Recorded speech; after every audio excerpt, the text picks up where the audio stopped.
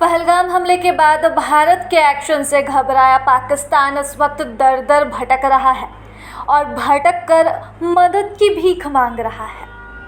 अब उसने भारत के मित्र रूस से मदद की गुहार लगाई है। मॉस्को में पाकिस्तान के राजदूत ने पहलगाम में 22 अप्रैल को हुए आतंकवादी हमले के बाद भारत के साथ बढ़ते तनाव को कम करने में रूस की मदद मांगी है। आपको जानकारी हो कि जम्मू कश्मीर के पहलगाम में हुए आतंकी हमले में 26 लोगों की जान चली गई थी, जिसमें ज़्यादातर पर्यटक शामिल थे। इसके बाद से ही भारत पाकिस्तान के खिलाफ लगातार कड़े फैसले ले रहा है और पाकिस्तान पर शिकंजा कसने की कवायद कर रहा है। ऐसे में एक इंटरव्यू के दौरान राजदूत मोहम्मद खालिद जमाली ने कहा कि रूस की भारत के साथ विशेष रणनीतिक साझेदारी है और पाकिस्तान के साथ भी उसके बहुत अच्छे संबंध हैं। ऐसे में वह 1996 के ताशकंद समझौते की तरह ही कोई मध्यस्थता के लिए अपने अच्छे संबंधों का इस्तेमाल कर सकता है। ताशकंद में तत्कालीन सोवियत संघ के प्रधानमंत्री ने दोनों ही देशों के बीच सशस्त्र संघर्ष को समाप्त करने में मदद की थी।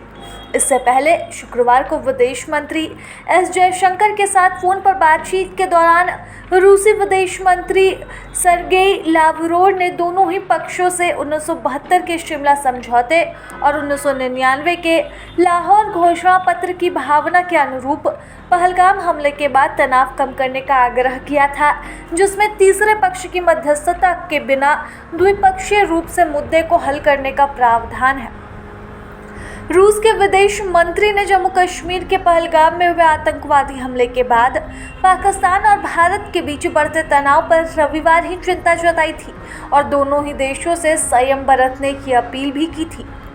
पाकिस्तान के विदेश मंत्रालय की ओर से जारी बयान में कहा गया है कि पाकिस्तान के उप प्रधानमंत्री और विदेश मंत्री इशाक डार की लावरोव से टेलीफोन पर बातचीत हुई है। इसमें इशाक डार ने लावरोव को हाल के घटनाक्रम के बारे में बताया। विदेश मंत्रालय ने कहा है कि स्थिति पर चिंता व्यक्त करते हुए रूस ने मुद्दे का हल निकालने और कूटनीतिक प्रयासों पर अहमियत देने पर जोर दिया है। उन्होंने इस बात पर बल दिया कि दोनों ही पक्षों को संयम बरतना चाहिए और तनाव बढ़ने से रोकना चाहिए। बयान में यह भी कहा गया कि बातचीत के दौरान पाकिस्तान के खिलाफ भारत के बेबुनियाद आरोपों और भड़काऊ बयानबाजी को खारिज कर दिया। उन्होंने इस बातचीत के दौरान सिंधु जल संधि को स्थगित करने और भारत के एक तरफा कदम की भी निंदा की, जो इसे अवैध तथा अंतर्राष्ट्रीय दायित्वों का उल्लंघन बताया है। पाक विदेश मंत्री ने रूस से हमले की अंतर्राष्ट्रीय, पारदर्शी और स्वतंत्र जांच की पाकिस्तान की पेशकश से भी अवगत कराया। आपको बता दें कि इस वक्त पाकिस्तान बेहद परेशान है।